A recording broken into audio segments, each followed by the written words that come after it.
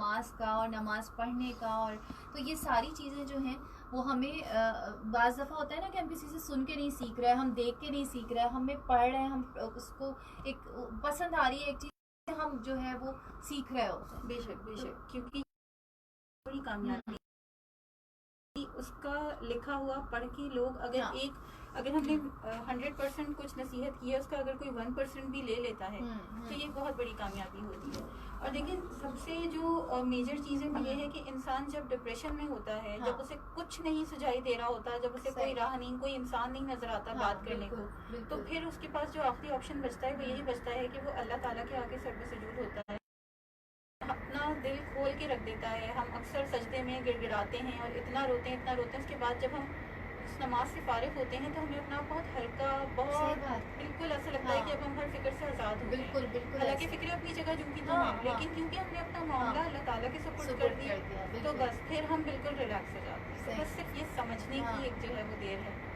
और हम लोग बड़ा दीन से दूर हो रहे हैं, बहुत दूर हो। तो अगर कोई इस पे लिख रहा है और इस पे लिखा जा रहा है या बताया जा रहा है तो एक बहुत बड़ी बात है कि न्यू जनरेशन अगर मतलब खासतौर से जो लड़कियां होती हैं वो बड़ा शौक से नावल वगैरह पढ़ती हैं, और अगर आज उसमें किसी का रुझान इस तरफ जाता है कि नहीं नमाज पढ़नी है और ये करना है, तो ये एक बहुत बड़ी अचीवमेंट है मेरे ख्याल से। तो और अनिला क्या इंस्पिरेशन थी पीछे, क्या चीज़ें ऐसी थी, क्या और बचपन से कब से इसको लेके चल रही हैं? बचपन से जर्म्स थे कि नहीं जी लिखना है?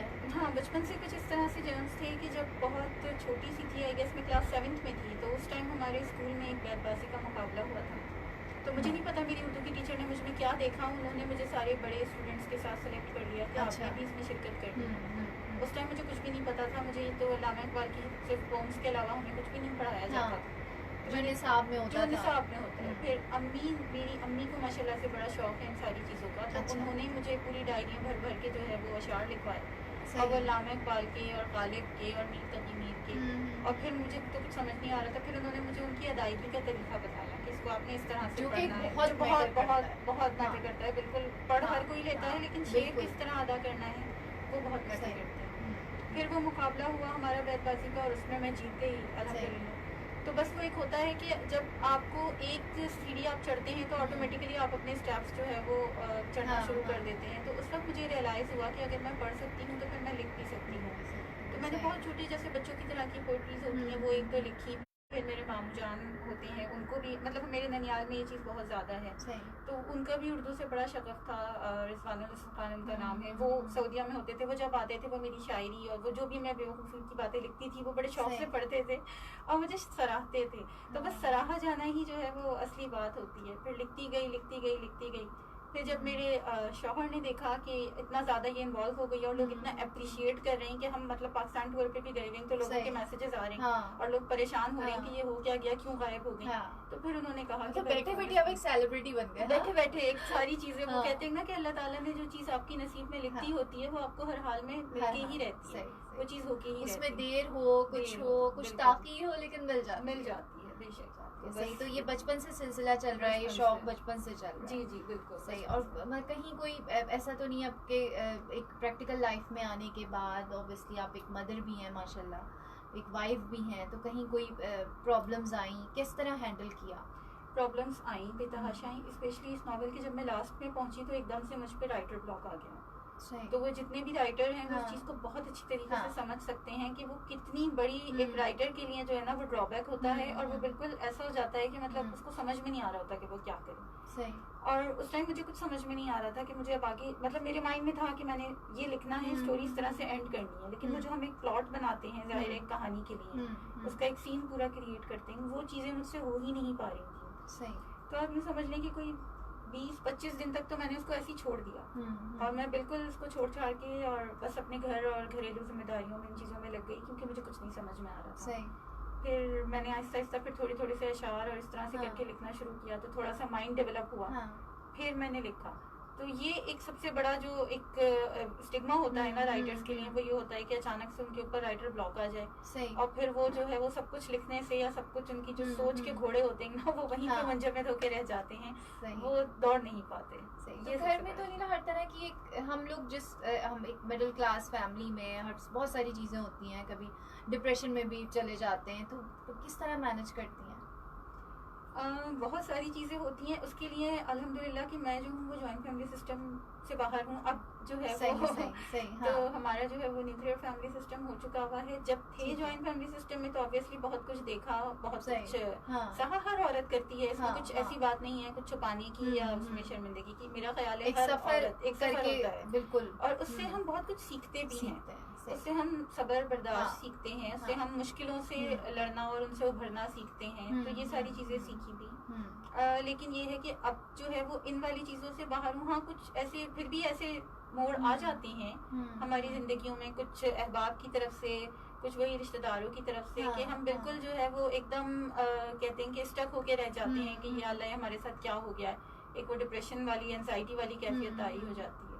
लेकिन बस वही है कि अल्लाह का सहारा होता है और उसके बाद फिर आपकी जो है वो हस्बैंड की अगर किसी औरत के साथ सपोर्ट है तो वो लामुहाला उस फेज से निकल ही जाती है। बिल्कुल। सबसे बड़ी सपोर्ट बिल्कुल। बिल्कुल अल्लाह के बाद और पेरेंट्स के बाद जो है वो यही होता है, प्रैक्टिकल लाइफ, मैरिड लाइफ में आने के बाद, कि आपके हस्बैंड जो है वो कितना सपोर्ट कर रहे हैं। बिल्कुल सही बात है। ओके अनिला, मुझे कुछ आप जो ग्रुप चला रही हैं, मैं उसके बारे में भी कुछ बात करना चाहूँगी, क्योंकि जैसे कहा कि वो हमारी एक, आप माशाल्लाह बच्चों के लिए काम कर रही हैं, जो कि एक बहुत बड़ा काम है। और आज जो है वो अनिला इतने सारे काम कर रही होती है, मेरी तो आँखें अक्सर इस तरह होती हैं कि नींद नहीं पूरी हो रही है। आज मुझे लग रहा है अनिला की भी नींद नहीं पूरी हुई है। बिल्कुल सही। हाँ, नहीं, क्योंकि मुझे पता है कि इतने सारे काम करने के बाद, और जब आप सबसे बड़ी बात कि चले आप लिख रही हैं तो आप एक सुकून में आके किसी वक्त आपने लिख लिया, या आप कोई और काम कर रही हैं तो आपने किसी वक्त सोशल मीडिया पे बैठ के कर लिया। लेकिन अनिला, ये जो डिज़ाइनिंग वाला काम होता है, ये जब बाज़ारों में भागना पड़ता है ना, और वो जो थकन होती है तो वो बड़ा मुश्किल हो जाता है। बेशक बेशक, उसमें कोई शक हाँ। नहीं है। उसके लिए जो है वो आपको एक एक्स्ट्रा स्टेमिना चाहिए। हाँ। फिर आपको अपने वर्कर से डील करने के लिए एक एक्स्ट्रा बिल्कुल, स्टेमिना बिल्कुल, चाहिए, बिल्कुल, कि जो चीज़ आपके दिमाग में है हाँ, वो किसी हाँ। दूसरे के दिमाग तक पहुंचाना, हाँ। वो एक बहुत बड़ा टास्क होता है। ये अच्छा, ये बिल्कुल एक डिफरेंट फील्ड है जी। कि डिज़ाइनिंग, और अब लिख रही हैं वो एक डिफरेंट फील्ड है। और चलें, अब बच्चों का अगर मैं कहूँ कि आप उनके लिए काम कर रही हैं, तो वो एक थोड़ा सा एक अदब की तरफ ही चला जाता है, एक एजुकेशन से ही एक फैमिली हो जाती है कि आप ये भी कर रही हैं। लेकिन डिज़ाइनिंग बिल्कुल एक डिफरेंट फील्ड है। तो किस तरह से, मतलब एक अपोजिट चीज़ें किस तरह चला रही हो?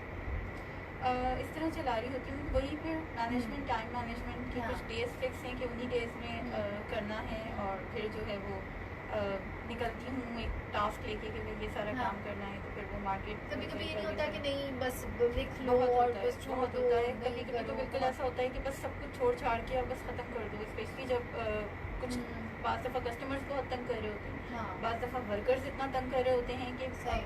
मेरे साथ ये है कि I am a woman of commitment, सही। कि अगर एक चीज़ कमिट कर ली है हाँ। तो उसको पहुंचाना है और उसी टाइम पे, और वो चीज़ नहीं होती तो बस फिर मेरा दिमाग जो है ना हाँ, वो फिर वो आपकी नेचर में नेचर शामिल है, में तो वो शामिल परेशान करती है चीज़ तो के, वो और फिर अच्छा नहीं लगता जब कोई बहुत और कुछ कहता कुछ है। और के। तो बस हाँ। उस टाइम पे फिर होता है कि बस क्या ज़रूरत है सब कुछ छोड़ छाड़ के बस बंद करके बैठो, और जो कर रही हूँ वही करती रहूँ सुकून से घर।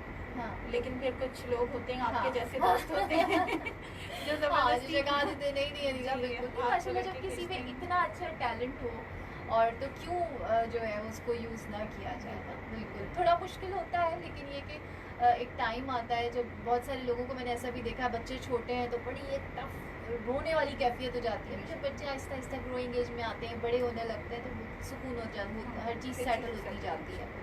लेकिन ये सारा टाइम हमें बहुत कुछ सिखा रहा होता है, बहुत लेसन्स दे के जा रहा होता है। कभी क्रिटिसाइज किया लोगों ने काम को लेके? काम को लेके? बहुत किया।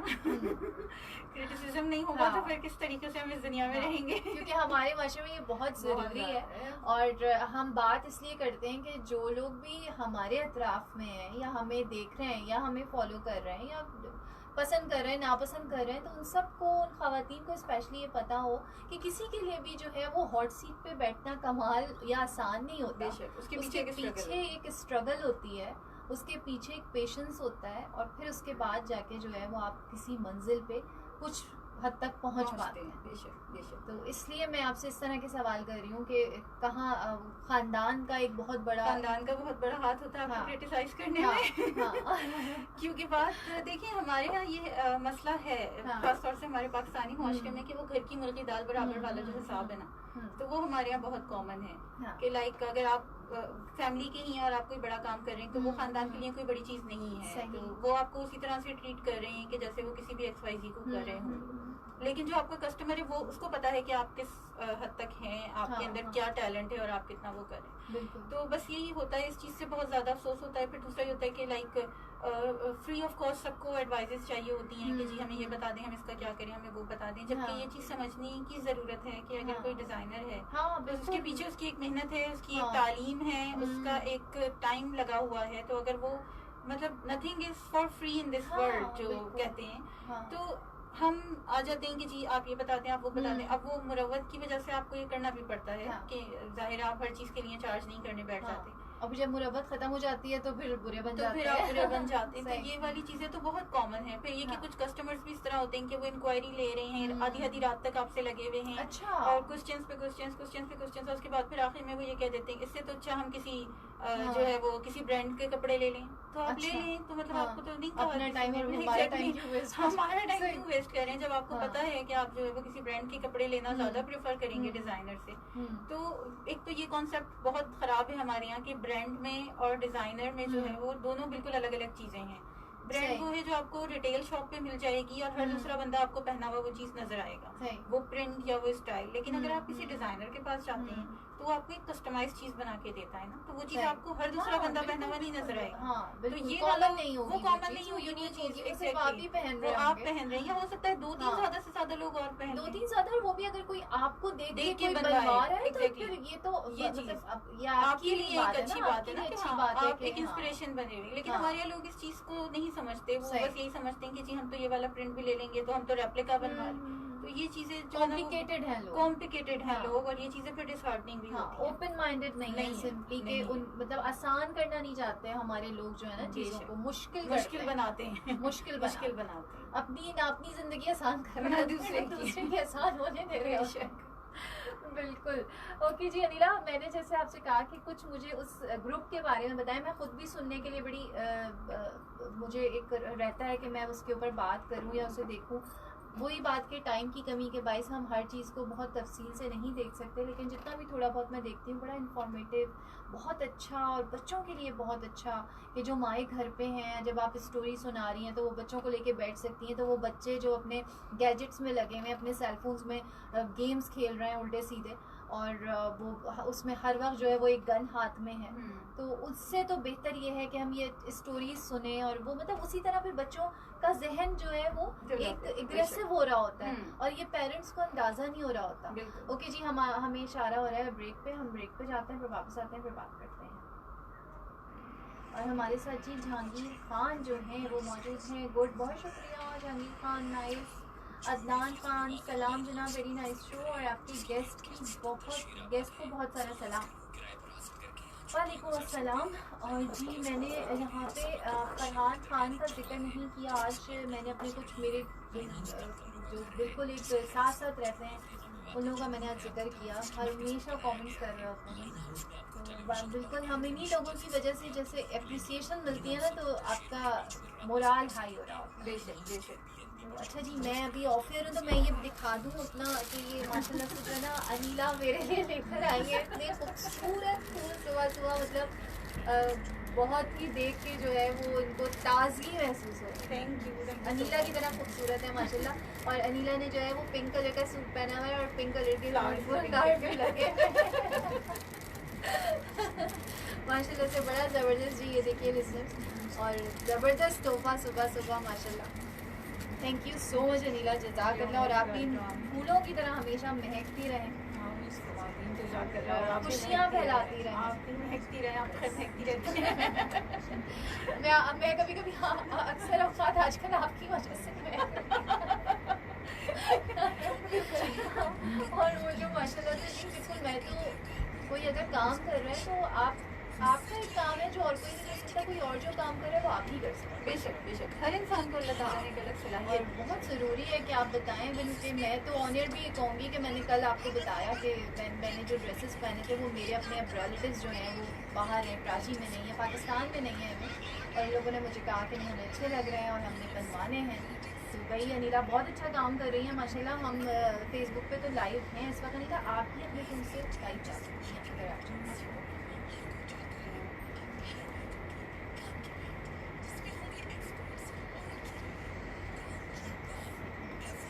ये हम FM 96 से लाइव कर रहे हैं।